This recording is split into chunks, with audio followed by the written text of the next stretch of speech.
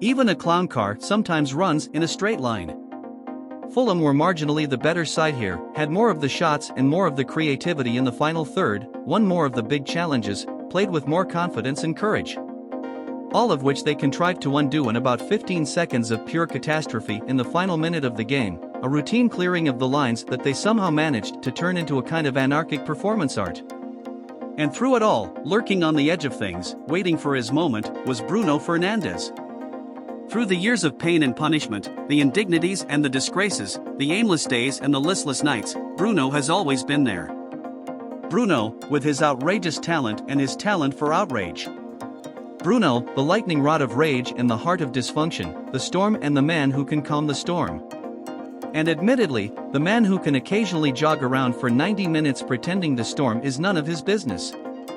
Bruno was always there, even if sometimes it didn't feel like it made much of a difference, even if there were people who didn't want him to be.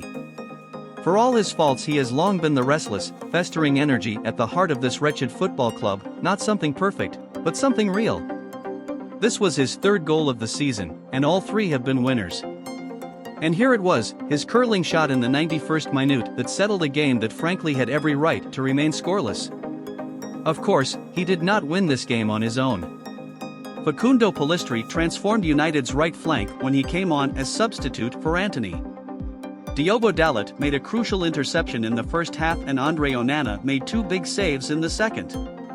Aaron Wan-Bissaka remains unrivaled at clearing up the dangerous situations created by Aaron Wan-Bissaka. But ultimately this was Bruno's hour, the game's unreliable narrator, its Rosebud, the man capable of taking a long boring trip back up the M6 and turning it into a thrashing festival of song. As for Fulham, this was a game they would probably have won with a decent striker. Rodrigo Muniz made his first league start of the season here, went off in tears after suffering yet another injury, and so the great gaping hole where Aleksandar Mitrovic once stood remains unfilled. Harry Wilson and Joao Palhinha had good chances, Willian shuffled and scuttled around, Alex Iwobi had a storming game in midfield, but ultimately it came down to killer instinct. Fulham still don't have it. United, for all the things have forgotten, still just about have theirs.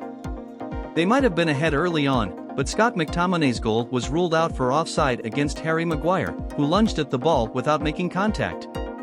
Was Maguire affecting play? Is Maguire ever really affecting play? After several minutes of existential contemplation, John Brooks chalked off the goal.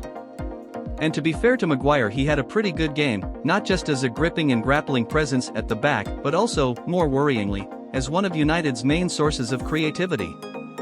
Attack, attack, attack, attack, attack, chanted the United fans. So Maguire would pump a long missile up to Rasmus Højlund and Fernandes would try to pick up the second ball. It was, at least, a plan.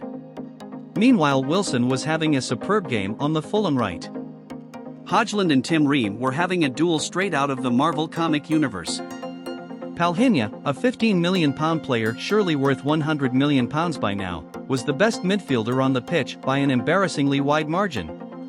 Antony, a £100 million player surely worth £15 million now, was just sort of existing.